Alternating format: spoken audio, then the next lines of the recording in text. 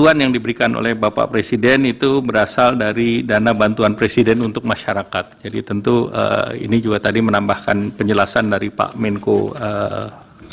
Kemudian izin dari Pak Yang Mulia Pak Guntur Hamzah mengenakan rapel.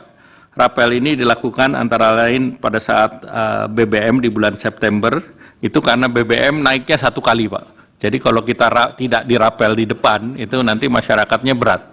Jadi kita kasih mereka di awal, walaupun realisasinya kita lakukan dalam 2 tahapan, yaitu Oktober cair bulan September dan November-Desember cair bulan November. Demikian pula untuk program lain yang ada di Ibu Menteri Sosial, PKH kan 3 bulan sekali, jadi salurannya 4 kali setahun. Kemudian kartu sembako juga 2 bulan, jadi 1 tahunnya 6 kali. Jadi rapel itu pertimbangan itu. Selain itu ada pertimbangan juga biaya, efisiensi biaya. Kalau 1 kali efisiensi biayanya kan sama kalau dia jumlah tertentu. Biaya distribusi di perbankan ataupun di pos. Pak Ketua, kalau boleh menjawab hal yang tidak diagendakan, Pak.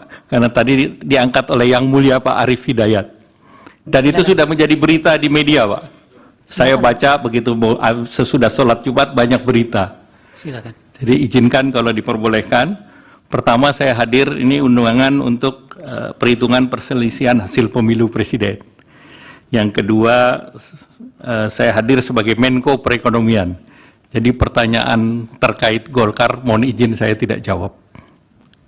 Tetapi ada satu yang bisa saya pastikan, bahwa bansos itu bungkusannya nggak ada yang berwarna kuning. Terima kasih.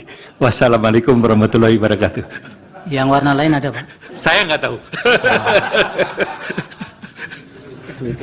Silakan.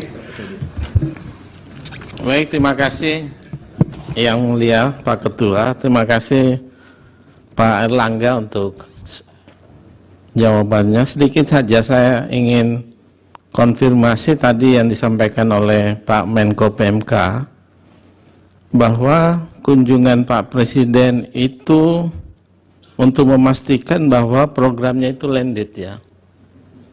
Dan pada saat itu ada mungkin pembagian tadi kartu pintar dan sebagainya. Nah, barusan Pak Erlangga menyampaikan bahwa Presiden itu ada dana bantuan Presiden bagi masyarakat. Nah, nomenklatur ini apakah bagian dari Perlinsos atau nomenklatur yang melekat pada jabatan Presiden? Mungkin bisa dikonfirmasi. Jadi nanti Bu Menteri Keuangan akan lebih menjelaskan, tapi pada prinsipnya ini sebagai hal yang melekat dengan Bapak Presiden. Demikian, terima kasih. Dan kedua terkait dengan kunjungan-kunjungan beliau, memang saya menggarisbawahi apa yang disampaikan Menko PMK, karena beberapa program yang di bawah koordinasi perekonomian, seperti kredit usaha rakyat, kemudian kartu prakerja, kemudian pada saat penanganan COVID, itu bantuan kepada kaki 5 nelayan, itu Bapak Presiden juga turun mengecek langsung di lapangan. Dan di beberapa tempat saya mendampingi beliau. Demikian, terima kasih. Baik. Silakan Ibu Menteri Keuangan.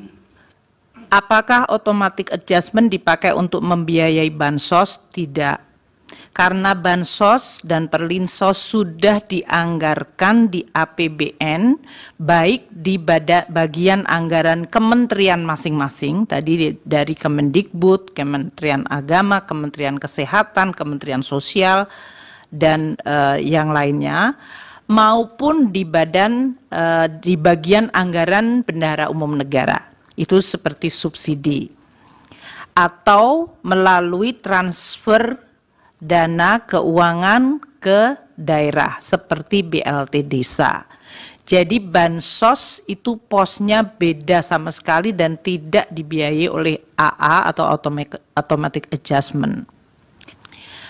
Yang Mulia Ibu Eni tadi menanyakan bansos dilakukan awal tahun, uangnya dari mana? APBN 2024, yaitu Undang-Undang Nomor 19 Tahun 2023 yang diturunkan dengan Perpres 76 2023, itu sudah terbit perpresnya pada bulan November 2023. Jadi sebelum tahun anggaran dimulai, perpres sudah selesai. Bahkan penyerahan DIPA secara simbolik oleh Bapak Presiden kepada Menteri dan Kepala Daerah dilakukan tanggal 29 November 2023. Dengan demikian, seluruh KL dan juga pemerintah daerah bisa melaksanakan anggarannya mulai 1 Januari.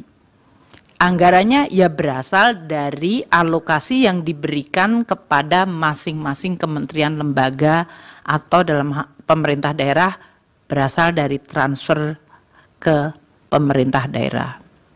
Pertanyaan dari Yang Mulia Saldi Isra mengenai alokasi dana kunjungan Presiden dan dana bantuan kemasyarakatan dari Presiden. Telah disampaikan oleh Bapak Menko tadi bahwa bantuan kemasyarakatan dari Presiden bukan merupakan bagian dari Perlinsos. Anggaran untuk kunjungan Presiden dan anggaran untuk bantuan kemasyarakatan dari Presiden berasal dari dana operasional Presiden yang berasal dari APBN. Dana operasional Presiden diatur oleh Peraturan Menteri Keuangan 48/2008 yang diubah dengan Peraturan Menteri Keuangan 106 tahun 2008. Sementara dana kemasyarakatan Presiden diatur dalam Peraturan Menteri Sesnek nomor 2 tahun 2020. Kegiatan yang bisa dicakup di dalam dana kemasyarakatan oleh Presiden dan Wakil Presiden dalam hal ini adalah kegiatan keagamaan, pendidikan, sosial, ekonomi, kebudayaan, kepemudaan, pemberdayaan perempuan, keolahragaan, dan kegiatan lain atas perintah Presiden atau Wakil Presiden. Dan bantuan ini bisa diberikan dalam bentuk barang maupun uang. Untuk ilustrasi, tahun 2019 dana operasi Presiden, ini adalah 110 miliar anggaran, realisasinya 57,2 miliar atau 52%. Tahun 2020 alokasi anggaran 116,2 miliar, realisasi 77,9 miliar atau 67%. Tahun 2021 119,7 miliar, realisasinya 102,4 atau 86%. Tahun 2022 alokasi anggaran 160,9 miliar, realisasi 138,3 miliar atau 86%. Tahun 2023 alokasi anggaran 156,5 miliar, realisasinya 127,8 atau 82%. Dan tahun 2024 ini alokasi anggaran untuk dana operasi Presiden dan bantuan kemasyarakatan 138,3 miliar. Sampai dengan bulan ini, bulan Maret, April ya, adalah 18,7 miliar atau baru 14%. Yang Mulia Bapak Arsul Sani menanyakan kenapa Perlinsos sesudah COVID anggarannya masih tetap tinggi. Tadi sudah dijawab, kami akan ulangi dengan lebih detail.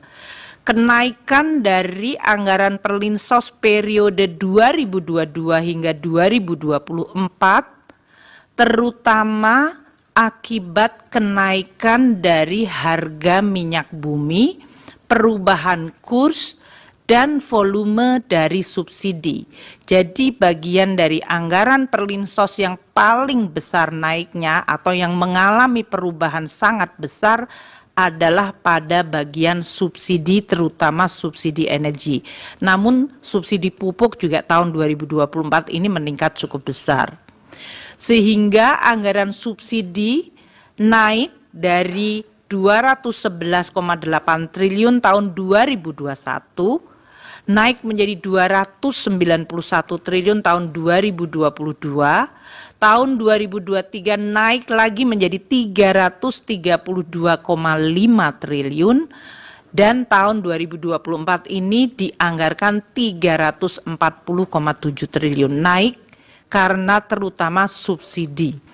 Sementara anggaran Perlinsos dari kementerian lembaga yang lain serta dari Kemensos relatif tidak berubah. Perubahannya seperti yang tadi telah saya sampaikan pada pidato pembuka, yaitu untuk Kemendikbud karena ada unit cost pada pendidikan menengah, dan kemudian di Kemensos karena menambah untuk aktivitas lansia dan disabel.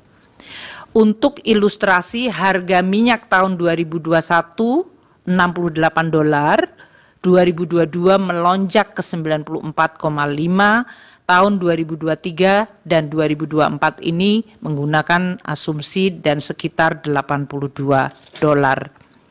Untuk nilai tukar tahun 2021 14.312, 2022 naik ke 14.871, 2023 15.255, dan tahun 2024 menggunakan APBN asumsi 15.000.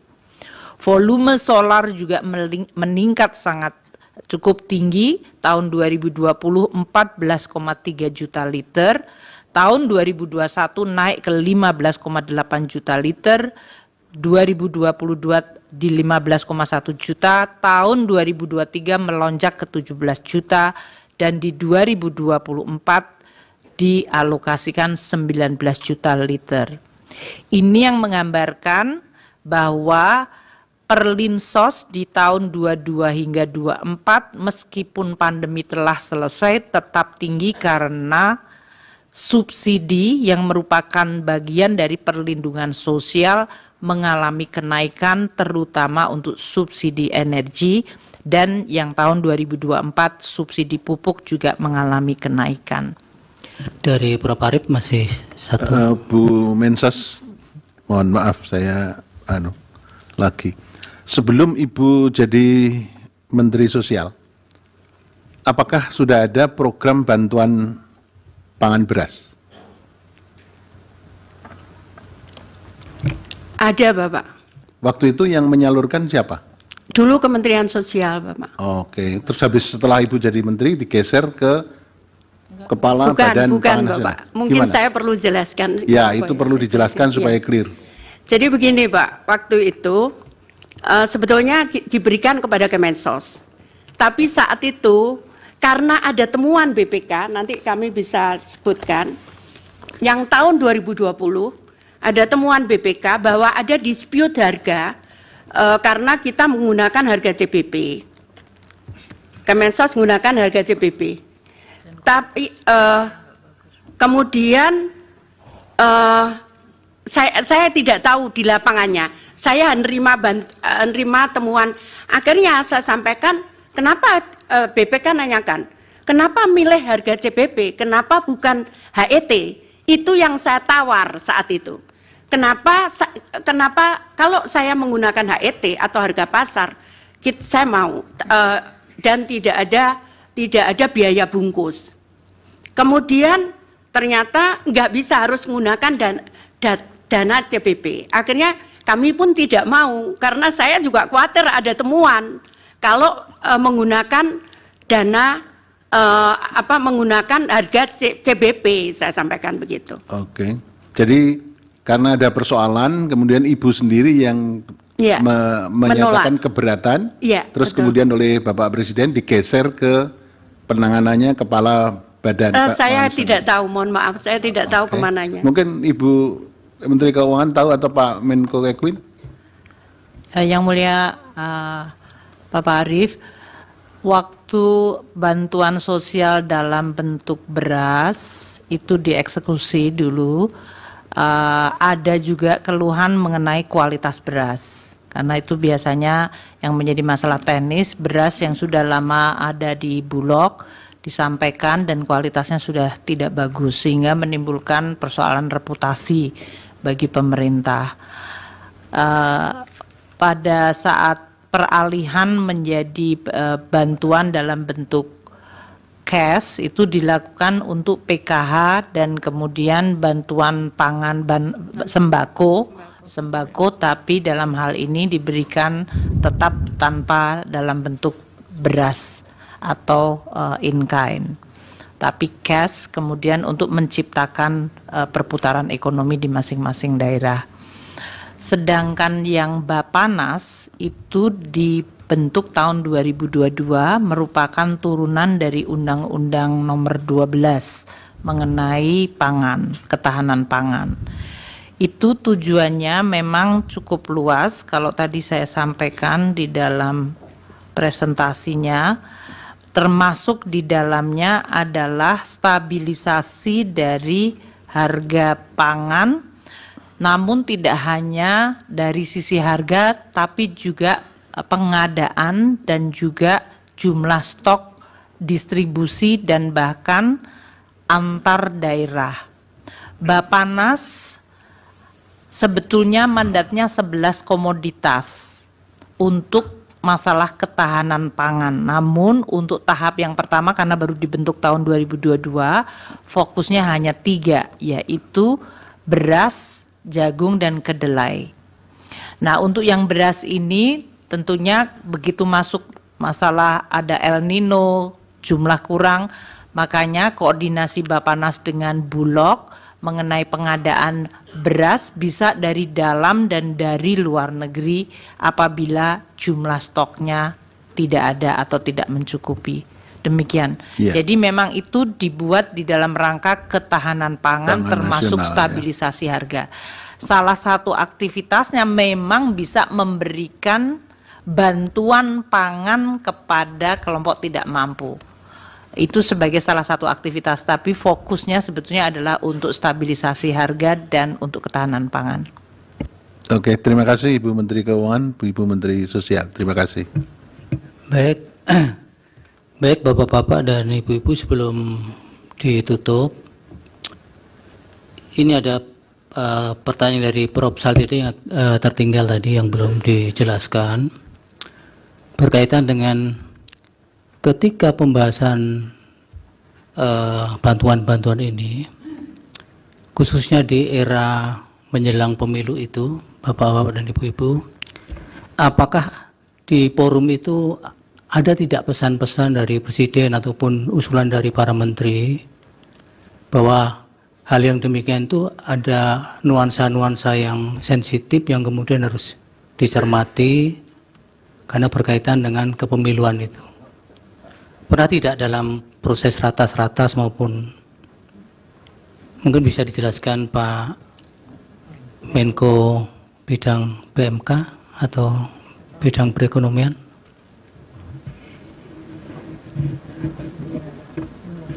Pertama, kita konsentrasi kepada tupoksi masing-masing kementerian. Jadi dalam pembahasan selalu fokus pada pekerjaan kementerian.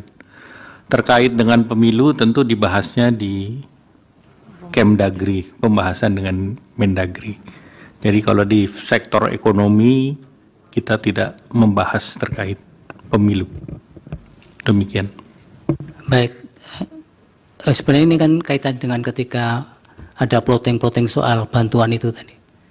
Tidak ada bantuan ini kaitannya kan dengan kembali tadi lagi dengan El Nino dan kembali lagi sampaikan oleh Bu Mensos bahwa ini program yang sifatnya selalu bulanan. Jadi tidak ada ekstra program yang terkait dengan pemilu, tidak ada sama sekali. Semuanya sesuai dengan apa yang dilakukan setiap bulan dan setiap tahun. Demikian. Baik, cukup dari para hakim. Baik, dengan demikian karena sudah tidak ada lagi dari para hakim yang ingin ditanyakan, kami kira yang tadi diminta Bu Menkyu mohon bisa dibantu untuk dikirimkan nanti untuk data-data dan salinan-salinan regulasinya. Dan dari Mahkamah tentunya mengucapkan terima kasih kepada para bapak-bapak dan ibu-ibu menteri. Semoga keterangannya bermanfaat untuk pengambilan putusan dalam perkara ini. Silakan diperkenankan meninggalkan tempat. Kami akan melanjutkan memeriksa dari DKPP.